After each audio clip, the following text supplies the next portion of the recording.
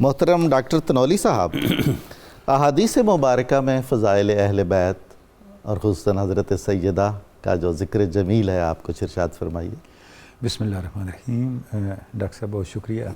سیدہ کائنات کی شان کے حوالے سے ہم گفتگو کے لیے بیٹھے ہیں اور ساتھ میں سمیٹ رہے ہیں۔ قبلہ پیر صاحب نے بہت ہی تفصیل سے قرآن مجید کی روشنی میں اس پہ گفتگو فرمائی ہے۔ ڈاکٹر صاحب، جب ہم احادیث پاک کو دیکھتے ہیں تو اہل بیت اطہار کے حوالے سے اور سیدہ کائنات کے حوالے سے ہمیں بہت سی رہنمائی اور بہت سی تعلیمات اور بہت سی ہدایات ملتی ہیں۔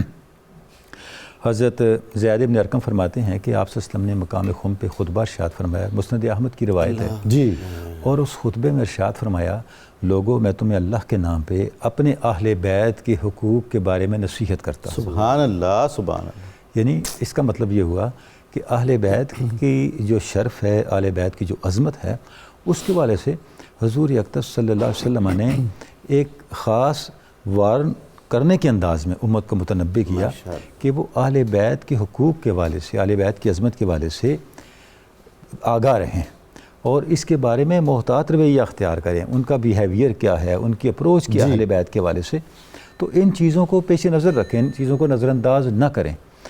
اچھا، جب ہم احادیث پاک میں ڈاکٹر صاحب دیکھتے ہیں تو اہل بیت کی عظمت اسلام کے آغاز سے لے کے آپ صلی اللہ علیہ وسلم نے جو ارشاد فرمائی، اس دنیا کے آخر تک چلتی چلی جاتی ہے۔ سبحان اللہ، سبحان اللہ۔ اچھا، اس میں پھر احتیاطیں بھی ہیں، اس میں ان کا مقام و شرف بھی ہے، امت کے لیے ان کی ناگزیریت بھی ہے۔ واہ، یعنی امت کس طرح سے اپنی بقا کے لیے، اپنی آئیڈینٹی کی کنٹینیوٹی کے لیے اہل بیت کے ساتھ متصل رہنے، اہل بیت کے ساتھ واصل رہنے کی محتاج ہے۔ ماشاءاللہ۔ تنولی صاحب، ایک سوال آتا ہے کہ کیا ہم حقوق پورے کر دیتے ہیں اہل بیت اطہار کے کہ درود شریف میں وآلہ کہہ لیں اور عزت احترام کریں اور دیٹس اٹ؟ ڈاکٹر صاحب دیکھیں، اگر ہم احادیث پاک کو سامنے رکھیں تو جہاں سے بات شروع ہوتی ہے وہ یہ ہے، آپ صلی اللہ علیہ وسلم نے ارشاد فرمایا، میں تمہارے درمیان دو چیزیں چھوڑ کے جا رہا ہوں۔ ابھی آپ نے بھی یہ روایت ارشاد فرمائی، پڑھی۔ ایک وہ شے چھوڑ کے جا رہا ہوں جو آسمان سے لٹک رہی ہے اور زمین تک آتی ہے، گویا کہ اللہ کی رسی، یہ اللہ کی کتاب ہے، اور دوسری میری اطرت ہے، میری آل ہے۔ اتباع ضروری ہے دونوں، اور یہ دونوں جو ہیں جڑے رہیں گے واہ، تاکہ آپ لوگ میرے پاس حوض کوثر پہ آ پہنچیں۔ سبحان اللہ، سبحان۔ جو آپ نے ارشاد فرمایا کہ کیا ہم صرف درود پڑھ کے کر لیتے ہیں، تو اس روایت کے ساتھ الفاظ ملتے ہیں، فَانْظُرُونِي بِمَا تَخْلُفُونِي فِيهِمَا۔ ماشاءاللہ، دیکھنا یہ ہے کہ میرے بعد تم ان دونوں کے ساتھ کیا سلوک کرتے ہیں۔ کیا بات ہے، کیا بات ہے۔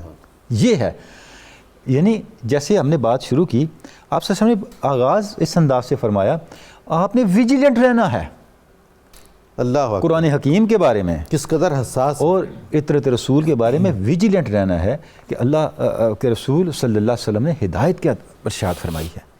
جب ہم ویجیلنٹ ہوں گے اپنے رویوں کے اندر، ڈاکٹر صاحب، اس کے بعد پھر آپ کا ایٹیچیوڈ بدل جاتا ہے، بے شک، آپ کا مائنڈ سیٹ بدل جاتا ہے، اور جب پیروی کی بات شروع ہوتی ہے تو آٹومیٹیکلی حقوق پھر تکلف نہیں رہتا، واہ واہ واہ، اور پھر پوچھنا بھی نہیں پڑتا حق کیا کیا ہے۔ سبحان اللہ، سبحان اللہ۔ پھر یہ سارے سوالات جواب میں بدل جاتے ہیں۔ یہ سارے سوالات اس وقت تک رہتے ہیں جب ہم منشاء رسول صلی اللہ علیہ وسلم کو اسلوب حیات نہیں بناتے۔ کیا بات، ہم نے باتیں سنی، بلا دیں، تو پھر سوالات تو پیدا رہیں گے۔ تو میں نے یہ عرض کیا کہ آغاز کہاں سے ہوا؟ اللہ کی کتاب اس امت کو عطا ہوئی۔ آپ سے ارشاد فرمایا، میری اطرت اور میرے اہل بیت اینڈ تک اکٹھے رہیں گے، سبحان اللہ، الگ نہیں رہیں گے۔ اچھا، اب اینڈ تک کیسے رہیں گے؟ دنیا کے اینڈ تک فرمایا قیامت اس وقت تک قائم نہیں ہوگی جب تک میری اہل بیت میں سے ایک ایسا شخص حکمران نہ بن جائے جو زمین کو عدل و انصاف سے بھر سبحان دے، اللہ، سبحان اللہ۔ حالانکہ اس سے پہلے زمین جور، ظلم، ستم، استحصال سے بری ہوئی ہوگی، اور اس کا نام میرے نام پر ہوگا۔ سبحان اللہ، سبحان۔ گویا آغاز اللہ کی کتاب کی پیروی کی ضمانت جو ہے وہ اطرت رسول صلی اللہ علیہ وسلم کے ساتھ تعلق میں ہوئی، اور اینڈ اس دنیا نے اگر عدل و انصاف دیکھنا ہے تو اہل بیت اطہار کے شہزادے کے ذریعے سے دیکھنا ہے، کیا کہنے، کیا جہاں پہ آ کے پھر یہ اس دنیا کا نظام عدل و انصاف اپنی معراج پہ پہنچ جائے گا۔ تو اس کا مطلب یہ ہوا کہ اہل بیت اطہار کا ایک خاص منصب ہے۔ قرآن مجید کی جب ہم ہدایات دیکھتے ہیں، قرآن مجید کا جب نظام دیکھتے ہیں، قرآن مجید کا جو لاہ عمل دیکھتے ہیں، اگر ذہن میں یہ خیال آئے کہ یہ قابل عمل بھی ہے کہ نہیں، تو فرمایا میرے اہل بیت کو نہ چھوڑنا۔ دیکھیں نا، جب آپ کوئی پروٹوکول جاری کرتے ہیں، جب تک اس کا ساتھ پریکٹیکل پریسیڈنٹ نہ ہو تو اس پہ عمل کے لیے دل میں یقین پیدا نہیں ہوتا کہ عمل ہو بھی سکتا ہے کہ نہیں ہو سکتا۔ تو ساتھ بتا دیا میرے اہل بیت کو دیکھیں، سیدہ کائنات کو دیکھیں۔ اچھا ڈاکٹر صاحب، یہاں ایک اور روایت ہے، مسند احمد کی بہت ہی اہم روایت ہے جسے میں یہاں بیان کرنا چاہوں گا۔ حضرت عبداللہ ابن عمر فرماتے ہیں کہ آپ صلی اللہ علیہ وسلم تشریف فرما تھے اور آپ نے فتنوں کا ذکر شروع کیا۔ اچھا، قیامت کے قریب کون کون سے فتنے ہوں گے، کئی فتنے آپ نے ارشاد فرمائے، ان میں ایک فتنہ تھا فتنۃ السرا۔ فتنۃ سرا، ہاں، جب اس فتنے کا نام لیا تو ہم نے کہا یا رسول اللہ یہ کیا فتنہ ہے، یہ تو نام کبھی نہیں سنا۔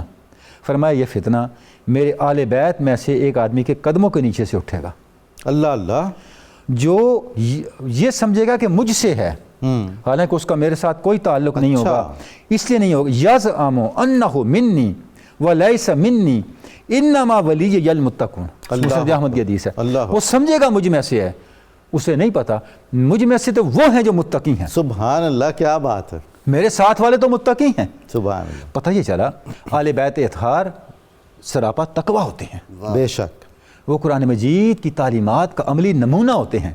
اسے تو فرمایا کہ میں دیکھوں گا میرے بعد تم ان کے ساتھ کیا کرتے ہو، اس کی جواب دہی بھی ہوگی۔ اللہ اکبر، یہ وہ احتیاطیں ہیں، یہ وہ اسلام کی تعلیم کا عدل اور اعتدال ہے، ساری ڈائمنشنز کو وسلم کے فرامین کور کر کے اس کا احاطہ کر کے ہمیں ایک رہنمائی دے رہے ہوتے ہیں، اور اس انداز سے پھر آپ اپنی زندگیوں کو اس نظام ہدایت کی روشنی سے منور کر سکتے ہیں۔